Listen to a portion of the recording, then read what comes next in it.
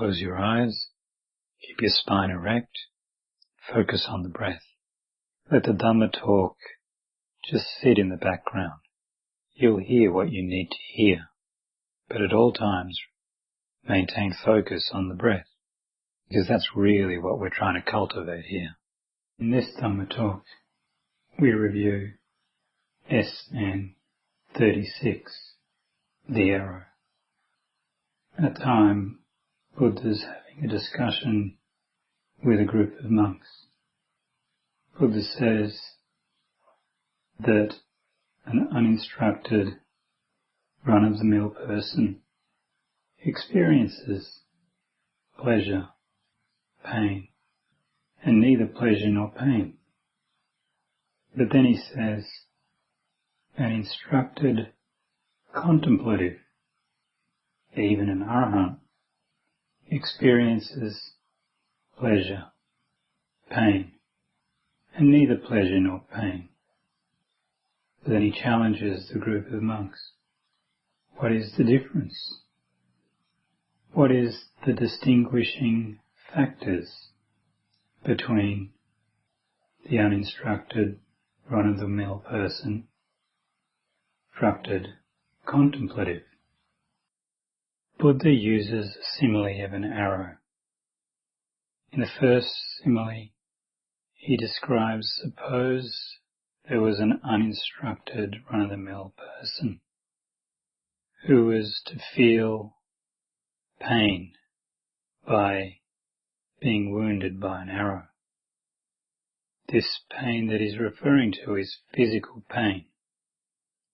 But as that run-of-the-mill person experiences that pain, he laments, experiences distress and despair. And immediately following the physical pain of the first arrow, he shoots himself with a second arrow. That second arrow is mental pain.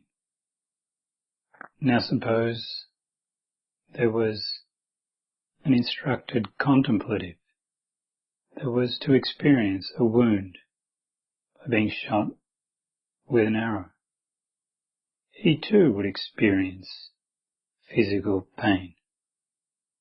But because he is instructed, because he has discerned, he doesn't subject himself to the mental pain that follows, and does not experience lamentation, distress and despair. You see, in the uninstructed run-of-the-mill person, after being subject to the physical pain, he experiences resistance, obsession.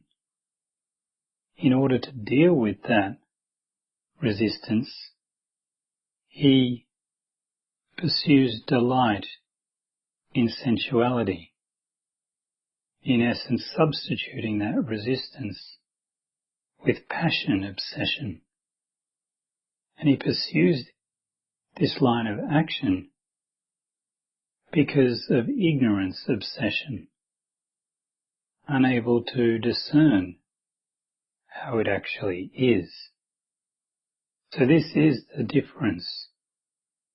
This is the distinguishing factor between an uninstructed run-of-the-mill person and an instructed contemplative. How can you incorporate these teachings into your practice?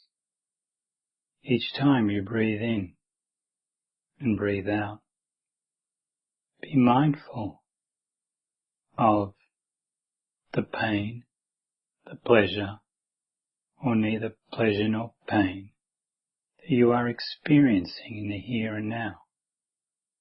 And being mindful of that in-breath or out-breath, breathe out, trying to avoid the obsession with resistance, trying to avoid the obsession with passion, and trying to avoid the obsession with ignorance. And in this way, you don't experience the mental pain associated with the second arrow.